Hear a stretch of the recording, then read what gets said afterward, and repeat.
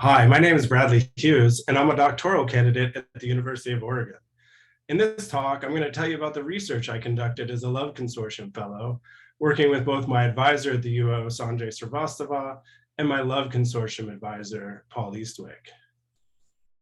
The primary aim of this work was to develop a new analytical approach to answering an old question. How do people end up in relationships with similar others?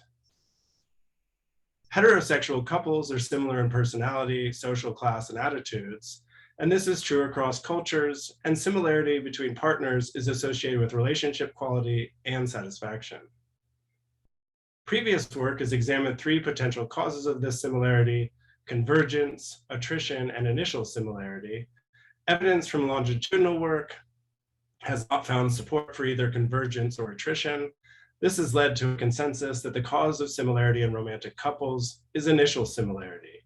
That is, people tend to start relationships with others who are similar. One potential cause of this similarity is social homogeneity. Through selecting into similar situations or living in areas with similar people, people tend to encounter others with similar characteristics. In this work, we control for social homogeneity by using a speed dating design to randomly assign people to potential mates.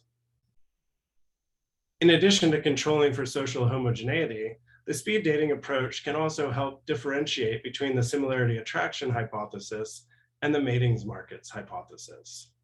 When presented with several different choices for potential mates, each of these hypotheses makes a different prediction. The similarity attraction hypothesis predicts that people will be more romantically interested in others with similar characteristics, whereas the mating markets hypothesis predicts that people will be more romantically interested in others with desirable traits. The evidence to support the similarity attraction hypothesis that people would prefer to be with similar others is ambivalent, with early studies with no interaction showing a robust effect, and more recent speed dating work showing little or no similarity effect.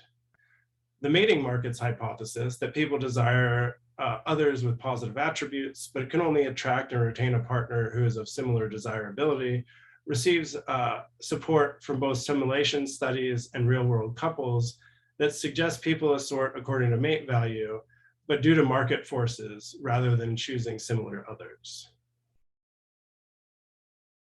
One reason to re-examine this question is that despite methodological advances that have enabled researchers to study interactions between real people, most of the previous work testing the similarity attraction hypothesis has relied on different scores as the metric of similarity. This is problematic for three reasons. Different scores may overestimate similarity effects, they cannot test nonlinear effects of matching, and they cannot determine if similarity has the same effect at all levels of the predictor variable. To address these limitations, recent work suggests that hypotheses about similarity effects should be tested using a response surface analysis. Response surface analysis, or RSA, addresses the limitations of different scores by testing similarity and other effects using the coefficients from a polynomial regression to generate a three-dimensional plot representing how the relationship between two variables affects an outcome. Unfortunately, current RSA approaches are unable to account for the multiple dependencies in speed dating or other multiple rating designs, such as full block and round robin data. To account for the dependencies in this type of data, I've developed the social relations model response surface analysis, or SRM RSA. Pictured here is a dyadic RSA, which can be used to estimate similarity effects in dyadic data. This is how we will model the regression coefficients to generate the response surface, but we need to add a few variables to account for the dependencies. Pictured here is the SRM RSA. It has the same variables that are in the dyadic RSA model and adds effects from the social relations model to account for the dependencies in the data.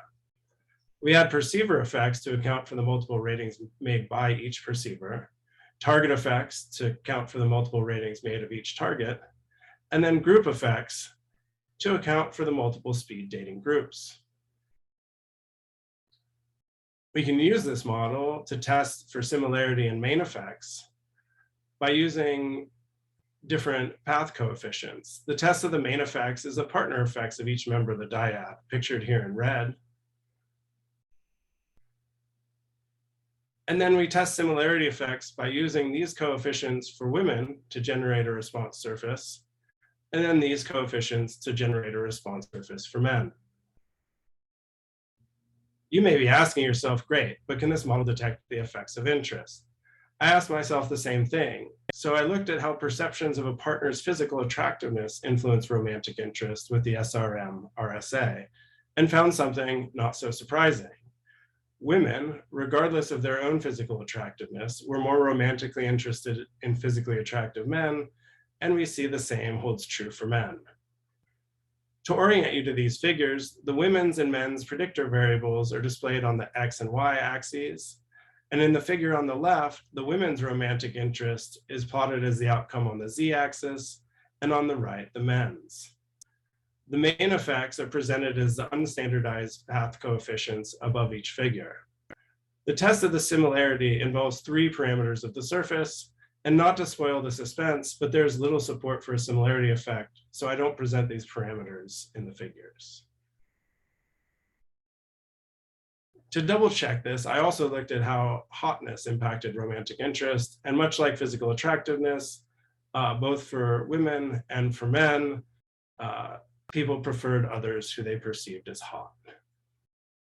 This brings us back to a more refined research question. Does similarity and/or desirability predict romantic interest in initial face-to-face interactions? To test this, I used data from 2 speed dating studies. These were both collected by Paul Eastwick and Eli Finkel at Northwestern. Students were given a pre-survey where they indicated their own characteristics. Then they went through a series of 4-minute interactions with other participants, and after each interaction, they indicated how romantically interested they were in that partner. So we used the SRM RSA to test for similarity and main effects of Big 5 personality domains, political ideology, and socioeconomic status, or SES. For each set of predictor variables, I will present the response surface for women on the left and for men on the right, and report above them the estimates of the main effects. We'll start with the Big 5 domains. For extroversion, there was no support for a similarity effect, but there were main effects for both men and women, indicating that they are both more romantically interested in others with higher extroversion. There were no similarity effects for agreeableness, but women were more romantically interested in men with higher agreeableness. There were no similarity effects for conscientiousness, but both men and women were more romantically interested in others who were higher in conscientiousness. On the left, the surface supports a similarity effect for neuroticism, that women are more interested in men with similar levels of neuroticism, but we don't find any main effects for either men or women in neuroticism. For openness, there's no similarity effect, but women are more romantically interested in men with higher levels of openness. There are no effects at all of conservative political ideology, and there are no similarity effects for liberal political ideology, but women were more romantically interested in men who are more liberal. There is also no evidence of similarity or main effects of SES, but this could be due to a restricted range of SES in the sample. Overall, we only found support for the similarity attraction hypothesis in 1 out of the 8 characteristics we tested, and for only 1 gender. In line with previous work using different scores, we find little support for the similarity attraction hypothesis. As far as the main effects, women appear to select based on a larger number of traits, and the main effects are consistent with the initial condition necessary for the mating markets hypothesis, that people are more romantically interested in others with desirable traits. For next steps, I'm looking forward to adapting the model to test for the effects of perceived similarity, which evidence suggests is associated with romantic interest. I'm also interested in testing these hypotheses in other speed dating data sets, especially questions about SES in a community sample. The takeaways from this work are that we can use RSA approaches to test for similarity effects in speed dating and other multiple rating designs. Actual similarity does not appear to influence romantic interest. And then desirability of traits, it does influence romantic interest. So it looks like birds of a feather end up rather than flock together. I'd like to thank you for coming to my talk today and the Love Consortium for the opportunity to be a fellow and present my work to you. I would also like to thank my collaborators, Corey Costello, Sanjay Srivastava, and Paul Eastwick for their effort and guidance on this work.